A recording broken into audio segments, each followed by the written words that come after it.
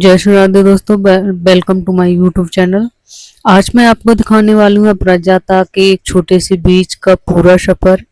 एक बीज से शुरू हुई ये कहानी कहाँ तक पहुंची और कब इस पर इतने खूबसूरत फूल आए, चलिए पूरा सफर दिखाते हैं। सबसे पहले मैंने अपराजिता के बीज लिए और इन्हें मैं मिट्टी में बोऊंगी। बीज छोटा सा था लेकिन मन में उम्मीद बड़ी थी कि इससे एक दिन सुंदर सी बेल बनेगी।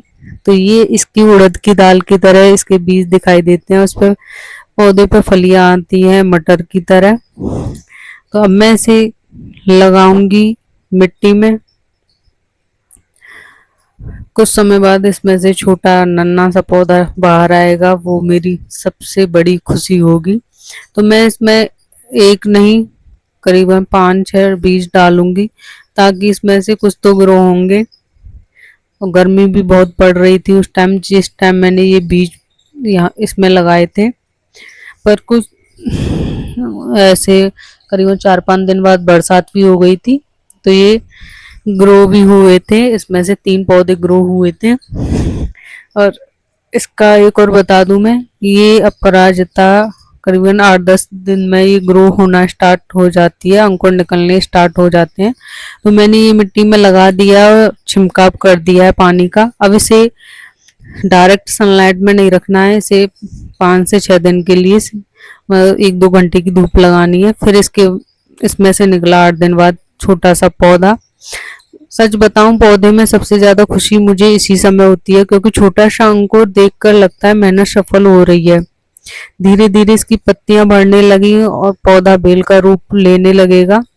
मैं इसमें से अब ट्रांसप्लांट कर रही हूँ। कुछ इसको मैं पॉलीथिन में लगाऊंगी, जो मैंने मीशो से मंगाई थी, मुझे काफ़ी सस्ती पड़ी थी, तो मैंने सोचा क्यों ना मंगा लिया जाए, क्योंकि मैं बहुत सारी कटिंग वगैरह लगाती रहती हूँ, बीज से ग्रो करती रहती हूँ, तो इसलिए मुझे चाहिए होती है। और मैं वेस्ट पॉलीथिन को भी वेस्ट नहीं जाने देती, उसमें भी मैं पौधा लगा देती हूँ। अब मैंने इसे एक बेल को यहाँ पे ट्रांसप्लांट कर दिया है और उसके लिए सारे के लिए मैं कुछ लगा दूंगी लकड़ी का।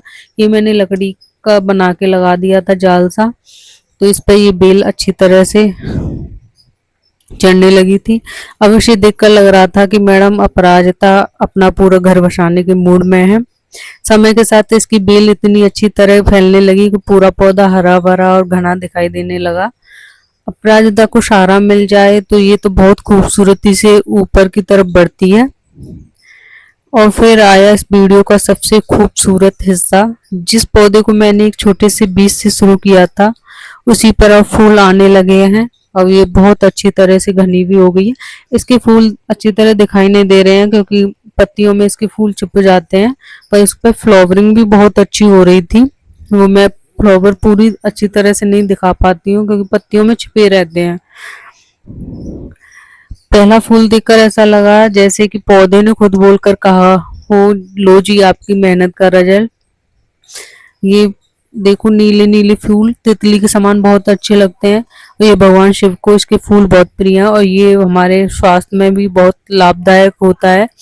ऐसे इस पानी की गर्म पानी में ऐसे ये फूलों को गर्म करके यानी 1 गिलास पानी लें, उसमें आधा रह जाए इतना उसे हमें उबालना है और उसे हम पियेंगे तो हमारे बुखार वगैरह में बहुत फायदेमंद रहता है।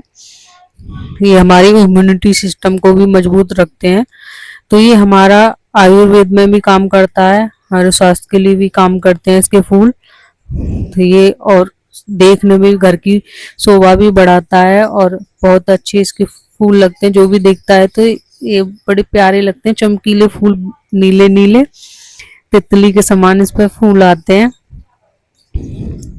तो ये था मेरे अपराजिता के बीज से लेकर फूलों से लदी घनी बेल बनने का पूरा सफर। अगर आपके पास भी अपराजिता के बीज हैं तो उन्हें जरूर लगाइएगा। इसका लगाने का समय है, इनके बीज लगाने का समय है मार्च से आप अगस्त तक लगा सकते हैं और इस पर बहुत अच्छी फ्लावरिंग भी होती है। और जमीन में लगा हुआ तो पौधा बहुत अच्छी ग्रो करता है।